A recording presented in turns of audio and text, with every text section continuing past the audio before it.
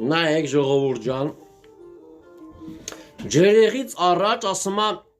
Աստված տեսավ, որ շատացել էր մարդկանց չարությունը երկրի վրա և նրանց սրտի խորհուրդների բոլոր գաղափարները չար էին ամեն օր, պատկերացնում եք, սրտի մտքի գաղափարները բոլորը չար էր ամեն օր, պատկերացնում եք Աստված ինչ տեսավ մարդկանց ներսում,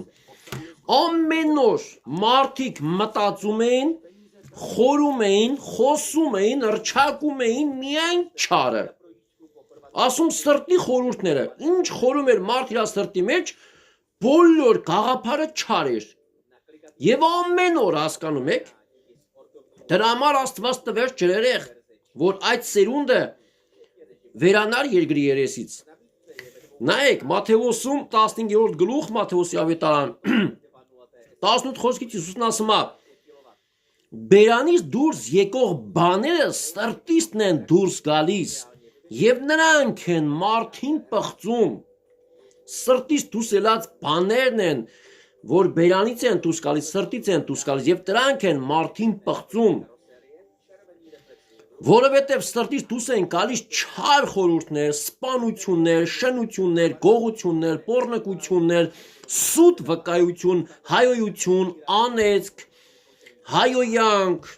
չարություն, գողություն, ամեն ինչ չարը կա, հասկանում եք ժողովուրդ ջան, մարդկությունը ավելի շատ չարն է խոսում, չարն է մտածում, քան թե բարին Դրա համար էլ ապրում ենք այն, ինչ որ ապրում ենք, ինչ որ տեսնում ենք այս երկրի երեսին։ Հիսուսն ասում է, սրտի ավելցածից խոսում է բերանը, ինչ է մեր սիրտը լցված, ինչով է լցված, ինչով է մեր սիրտը ավելանում, լցվում,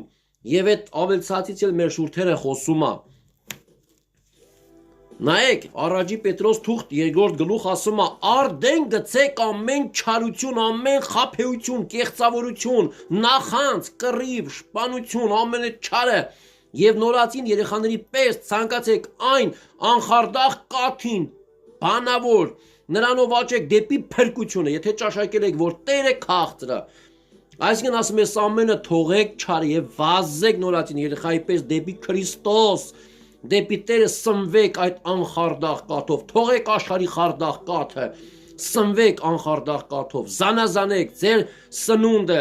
որ ձեզ կերակրում են եկեղեցիներում մարդիկ ինչպիսի խարդախ է թե անխարդախ կաթից եք դուք սնվում